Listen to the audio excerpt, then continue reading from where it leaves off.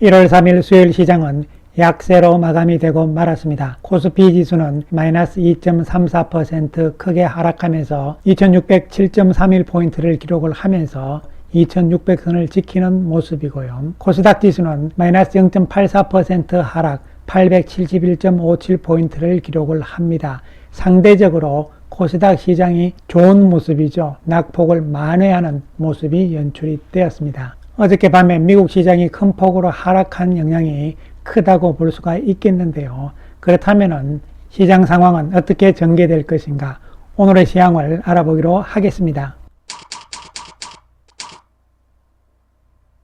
어젯밤 미국 시장, 특히 나스닥 시장의 낙폭이 큰 모습이 나왔습니다. 1.63% 하락인데 이것은 작년 10월 이후로 가장 큰 폭의 하락세였다고 볼 수가 있겠습니다. 반면에 다우지수는 약세로 출발을 했습니다만 장중 낙폭을 만회를 시키면서 강보합선으로 마감이 되면서 상대적으로 안정적인 모습을 보여주었습니다. 나스닥은 지난 연말부터 해서 연 3일째 하락세가 나타나면서 조정의 분위기가 완연한 느낌이죠. 두 가지 요인으로 볼 수가 있겠습니다.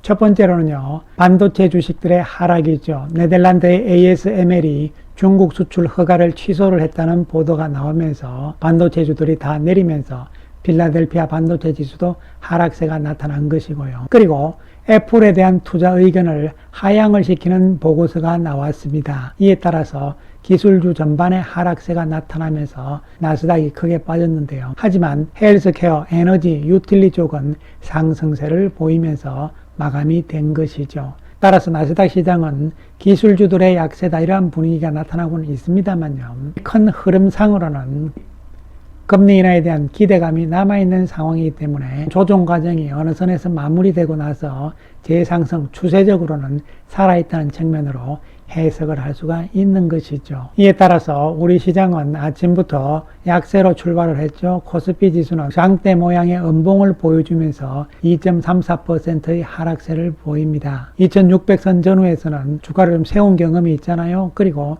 이쪽에 고점대들도 있는 상황이기 때문에 2600선 전후에서의 지지력 이런 것은 확보가 될 가능성이란 측면으로 볼 수도 있겠습니다. 한편 코스닥 지수는 상대적으로 좋은 모습이죠. 낙폭을 만회를 하면서 마감이 된 것이거든요. 코스닥이 작년 고점을 아직 돌파를 못한 상황이기 때문에요. 코스닥 지수가 올라가려면 2차전지 쪽이 강세가 나와야 되는데 2차전지 쪽이 등락을 거듭하잖아요. 그런 상황이기 때문에 코스닥 지수도 올랐다가 밀렸다가 이러면서 계단식의 움직임이 나타날 가능성으로 볼 수가 있겠습니다. 이러한 가운데서 오늘 외국인들은 거래소 시장에서 971억의 매도를 보였고 코스닥에서는 879억의 매도입니다. 한편 그리고 기관들도 거래소 시장에서 1217억의 매도였고요. 코스닥에는 2260억의 매도가 나온 모습입니다. 금융투자 쪽에서 매도가 많이 나왔는데요.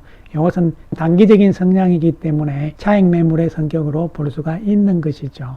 한편 외국인들의 종목별 움직임을 살펴보게 되면요. 오늘같이 조정받는 상황에서도 외국인들은 삼성전자는 매수 우위잖아요. 그리고 기아, 셀트리온 제약, 셀트리온, KTNG를 많이 샀고 매도한 종목을 보시면요.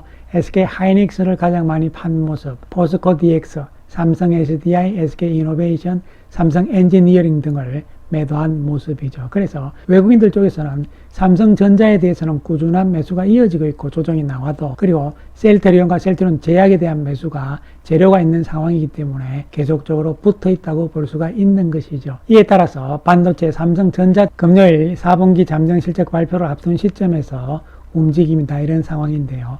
하지만 4분기에 대한 실적은 긍정적인 전망들이 우세적이잖아요. 그렇기 때문에요. 단기적인 숨고르기 형태의 조정으로 해석을 할 수가 있겠습니다. 그리고 바이오 쪽의 셀트리온은요. 보합선으로 마감이 됩니다. 양봉의 모습을 보여주었기 때문에 주도주로서의 힘이 강하다 이렇게 볼 수가 있는 것이죠. 전일 장대 양봉이 부담스러운 모습이긴 하지만 조정이 나온다 해도 합병과 관련된 재료와 그리고 24년 실적에 대한 기대감들이 있는 상황이기 때문에 추세적으로는 긍정적으로 볼 수가 있겠습니다. 한편 2차전지 쪽에 LG에너지 솔루션은요 3.14%의 하락세를 보이면서 이번에도 이 저점은 지킬 가능성이다 이런 측면으로 접근이 되는데 만약에 이 저점대를 이탈을 하게 되면 전저점까지도 생각을 해야 되는 상황으로 볼 수가 있는 것이죠. 어쨌든 장기적인 측면에서는 좋다 이렇게 볼 수 있으나 아직까지는 바닥권역에서의 에너지를 모으는 과정에 있다고 볼 수가 있는 것이죠. 금리와 관련된 성장주 맥락에서 네이버도 볼 필요성이 있는데요. 계단식 상승을 해오고 있는 상황입니다. 추세적으로 이어질 가능성이란 측면이기 때문에 네이버를 필두로 해서 카카오 등 인터넷주들이요, 그동안 성장주로서 금리 상승기에 소외를 많이 당한 상황이거든요. 이에 따라서